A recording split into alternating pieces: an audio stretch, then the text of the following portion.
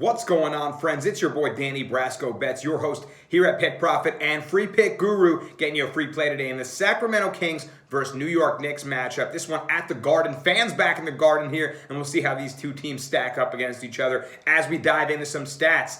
In our last 11 picks, 9-2 on the free plays. Couldn't get it done last night. The Celtics are pitiful. No worries. We move on, 9-2 in the last 11. I'll take it, baby. Let's roll, and let's get you guys a winner today. Here we go. Looking at the Kings, 12-19 straight up, 13-18 against the spread. Well, they were 12-11 until they hit an 8-game losing streak. Dropped 8 straight, haven't covered in any of those games. It's getting ugly for the Kings now, and they'll be on the road, headed to the Garden to face my Knickerbockers. Taking a look at the Knicks, 15-17 straight up, 17-15 against the spread. Close to 500 with a straight up record and covering an above 500 clip. You like to see that out of the Knicks. Well, how do we want to make a play in this game? What are we thinking? Looking at the injury report first, it looks like Hassan Whiteside going to be out for the Kings, along with Metu, who's still dealing with a wrist injury after he dunked on Jonas Valanciunas. Took a ride on his shoulders. Valanciunas didn't like it. Tossed him off, and he hurt his wrist. That's how it goes. Can't disrespect out here. And the Knicks going to be missing Elfrid Payton in this one. I actually find that to be quite big. He's not an all-star huge name or anything like that, but he's a good playmaker for them, and he really can be a creator on that offense. So that is interesting to be missing Elfrid Payton. They will get Nerlens Noel back in this one. He had been dealing with an ankle injury. He's probable, looking like he's going to go. And they're still without Mitchell Robinson, but they get a big man back to help defend the paint. Well, the Knicks do that very well. Speaking of defense, let's take a look at what the Knicks do well. It's defense. I just said it. They are the best defense in the NBA. Number 1 in total scoring against. Number 1 in field goal percentage against. Number 1 in defending the three ball. I mean, that's what they do. That's how they win games behind Tom Thibodeau and that defensive-oriented play. Looking at the Kings, what don't they do? Defense. They're dead last in total scoring against. They're dead last in field goal percentage against. I mean, if you look at the statistics of these teams, the Kings allow 119 points per game. Jeez, it's near 120. That's a lot of points. I mean, you basically need to outscore your opponent in every single game, just trying to gun it on them.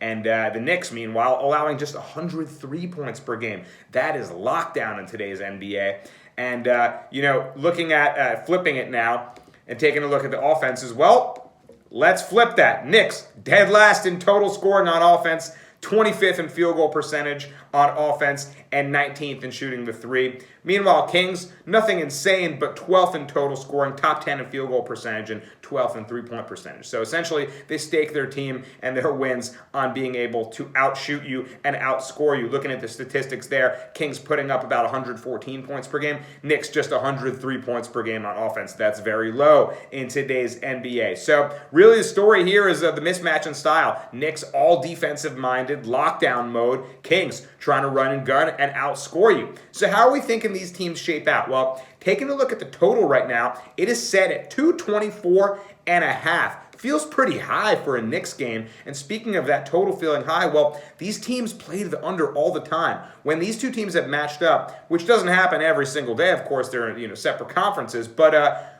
6 straight between the Knicks and the Kings have gone to the under, and 9 out of 10 have played to the under. The Knicks, 22-10 on the season to the under. Kings, meanwhile, much more of an over team. They're 21-10 to the over. But when the Knicks are at home, 9-6 to the under. So Knicks playing to the under at home. Knicks are a very much under team. We know that from their defense. They're dead last in pace of play in the NBA by a mile. They play in molasses. It's slow. It's grinding. It's half court. And there's not much run and gun transition style from them.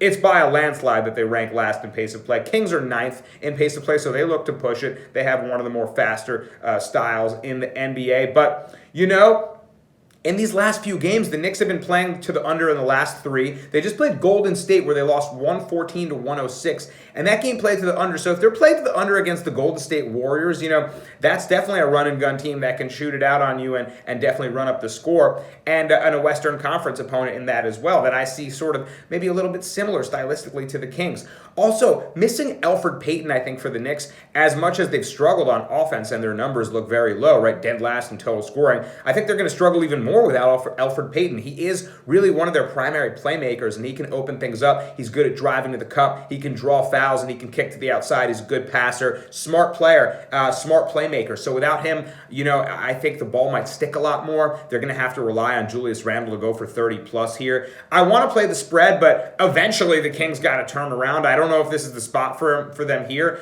after having lost 8 straight, but missing Peyton, I'm scared to back the Knicks in this one. They're just -1.5 favorites, so it's a short line there. Should be a good game. I'm not sure if I want to take them to continue beating up on the Kings and the Kings maybe continue their losing ways, which is very probable. But at some point, that's got to turn around, and now they're getting a Knicks team without one of their primary playmakers who could have a tough time scoring, and all they do is score. So instead of playing the spread here, I'm going to play the total.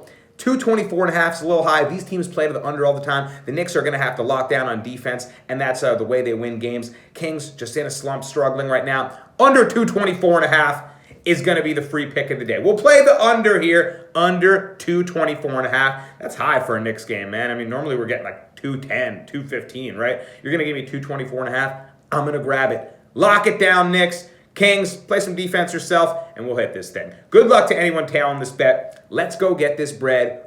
Booyah, cash